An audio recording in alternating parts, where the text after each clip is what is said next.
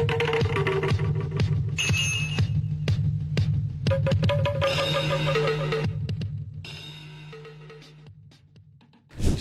হবার যোগ্যতা কী? বহুদিন আমরা একটা সময় পার করে এসেছি, আবার নতুন করে কেউ শুরু করছে, আবার আগামীর জন্য কেউ প্রস্তুতি নিচ্ছে, কেউ আগামী 5 বছর পরে সাংবাদিক হবে, তার জন্য কি যোগ্যতা থাকা দরকার? একটা বিতর্কের মধ্যে ছিল। আমরা সর্বশেষ সেই বিতর্কের সঙ্গে সঙ্গে একটি আমরা সুপারিশ পেয়েছি। আপনারা জানেন যে সাম্প্রতিককালে আমাদের যে মিডিয়া কমিশন হয়েছে বর্তমান অন্তর্বর্তীকালীন সরকারের, সেখানে তারা বলেছে যে একটি সিদ্ধান্ত দিয়েছে যে স্নাতক হতে হবে। মানে আমরা অনেক সময় বলি যে বিএ অনার্স পাস করতে হবে বা বিএ পাস করতে হবে, মানে এসএসসি এইচএসসি তারপরে যে বিএ পাস করা বা স্নাতক হওয়া, গ্রাজুয়েশন আমরা যেটাকে ইংরেজিতে বলি, সেই গ্রাজুয়েশন লাগবে, এটা সুপারিশ এসেছে।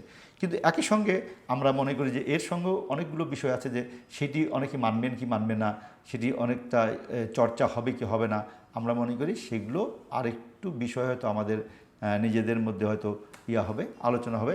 তবে আমরা মনে করি যে আমি ব্যক্তিগতভাবে মনে করি যে আমার নিজের অভিজ্ঞতা থেকে যে একটা পর্যায়ের যোগ্যতা থাকা দরকার। কারো কারো ক্ষেত্রে শিথিল হতে পারে, কিন্তু আমি মনে করি যে স্নাতক এটা মোটামুটি ঠিক আছে।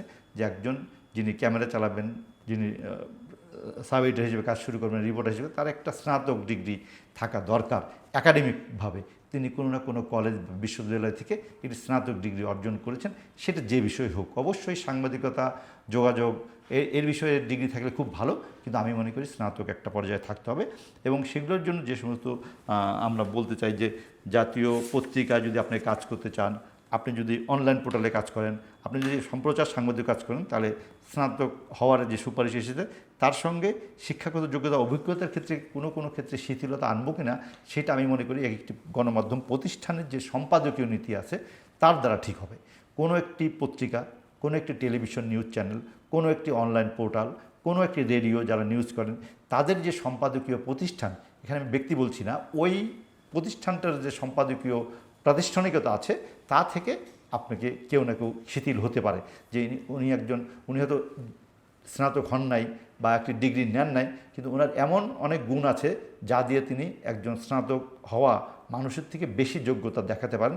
সেক্ষেত্রে সম্পাদকীয় প্রতিষ্ঠান কোনো ক্ষেত্রে তা কিন্তু একটু শিথিল করতে পারেন।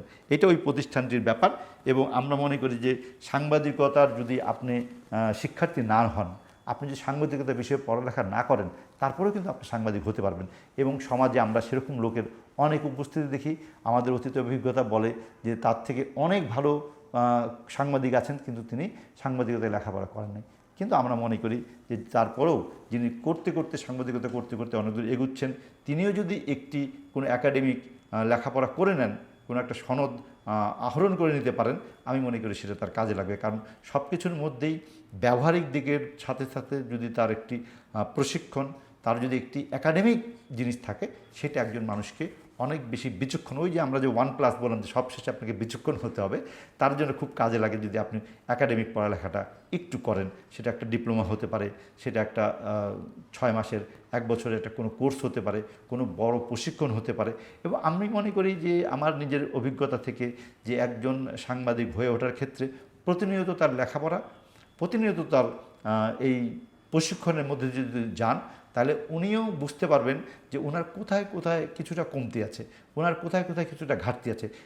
ব্যবহারিক কাজের সঙ্গে সঙ্গে আপনি যখন একটি গণমাধ্যমে একটি বার্তাকক্ষে কাজ করবেন, সেই বার্তাকক্ষের সার্বক্ষণিক পরিবেশটাও কিন্তু আপনার একটা শিক্ষার জায়গা। আপনি যিনি বয়োজ্যেষ্ঠ থাকবেন, যার অধীনে আপনি কাজ করেন, যার সুপারভিশনে আপনি কাজ করেন, তার ব্যক্তিগত অভিজ্ঞতাও কিন্তু আপনার জন্য একটা শিক্ষার বিষয়। আমি বলি সেটাও একটি ক্রমাগত একটা শিক্ষণীয় বিষয় হবে। এবং সেটা যদি আপনি আত্মস্থ করতে পারেন, আপনার জ্যেষ্ঠ সাংবাদিক আপনার কাছে যা চান সেটা আপনার দেওয়া, তার যে অভিজ্ঞতা সেখান থেকে আপনার নেওয়া, এবং বার্তাকক্ষে যে ভুল হচ্ছে সেটা যে সংশোধন হচ্ছে সেটা খুব মনোযোগ দিয়ে লক্ষ্য করা, সেটাকে অনুসরণ করে আপনি নিজেকে সংশোধন করে নেওয়া, এই সবগুলো আমি মনে করি যে সাংবাদিকতার ক্ষেত্রে খুব জরুরি। এবং ভালো সাংবাদিক হয়ে ওঠার ক্ষেত্রে এটা খুব আপনাকে কাজে দিবে। আমরা অনেক বেশি ব্যবহারিক বিষয়টাকে গুরুত্ব দিতে চাই, যারা আমরা মোটামুটি সাংবাদিকতা করেছি অনেক দিন, সেই অভিজ্ঞতা থেকে বলতে পারি যে একটা বাস্তবতা থেকে শিক্ষা নেওয়াটা বড় ধরনের সাংবাদিকতার একটি বিষয়। অনেকগুলো প্র্যাকটিক্যাল বিষয় বললাম, একই সঙ্গে দেখেন অনেকটা আমি যেটা বললাম, এখন অনেকগুলো সুযোগ আছে। এখন বাংলাদেশে গত 20 বছর আগে এত বেশি সাংবাদিকতা বিভাগ ছিল না। ঢাকা বিশ্ববিদ্যালয় থেকে শুরু করে চট্টগ্রাম বিশ্ববিদ্যালয়, রাজশাহী বিশ্ববিদ্যালয়, তারপর জাহাঙ্গীরনগর বিশ্ববিদ্যালয়, এগুলো বড় ধরনের পাবলিক বিশ্ববিদ্যালয়গুলোতে অবশ্যই সাংবাদিকতা বিভাগ আছে। এবং নতুন যে বেসরকারি বিশ্ববিদ্যালয়গুলো যেগুলো গড়ে উঠলো সেখানেও কিন্তু অনেক অনেক বিশ্ববিদ্যালয়গুলোতে আমরা দেখি যে সাংবাদিকতা বিভাগ আছে এবং সেখানে লেখাপড়া করানো হয়। এটা আনুষ্ঠানিক ক্ষেত্রে। এছাড়াও আমাদের প্রেস ইনস্টিটিউট অফ বাংলাদেশ আছেন, আমাদের গণযোগাযোগ অধিদপ্তর আছেন, সেখানেও কিন্তু ডিপ্লোমা কোর্স চালু আছে।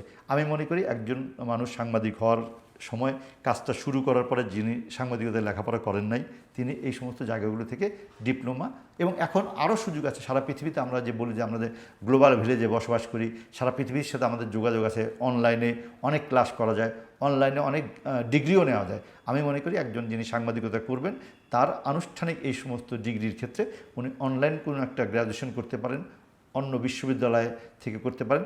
সেই জন্য কিন্তু আপনি ওই যে আমরা শুরুতে বলেছিলাম যে স্নাতক না হলে আপনি পরবর্তী এইগুলো যোগ্যতা অর্জন করতে পারবেন না। মানে অনলাইন ক্লাসই করেন বা পিআইবিতেই বলেন বা অন্য কোনো বেসরকারি শিক্ষা প্রতিষ্ঠানেও কিন্তু আপনি এইটার ডিগ্রিটা অর্জন করতে পারেন। সেই জন্য আমরা মনে করি একটা বেসিক থাকা দরকার, তার সঙ্গে সঙ্গে আনুষ্ঠানিক এবং অনানুষ্ঠানিক যে শিক্ষাগুলো আছে সেই শিক্ষাগুলো যদি আপনি নিতে পারেন তাহলে আপনি একজন সাংবাদিক, একজন রিপোর্টার এবং একজন সাব এডিটর থেকে শুরু করে সংবাদপত্র, টেলিভিশন, সম্প্রচার সাংবাদিকতা এবং বর্তমানের যে সামাজিক যোগাযোগ মাধ্যমের যে কাজের ক্ষেত্র, সে কাজের ক্ষেত্রে আপনি সফল হতে পারেন। আপনাদের সবাইকে স্বাগত জানাচ্ছি। আমি সৈয়দ ইশতিয়াক রেজা। আজ শুরুতেই আমরা নিউজ অর্থাৎ সংবাদ সম্পর্কে কিছু মৌলিক ধারণার উপরে কথা বলতে চাই।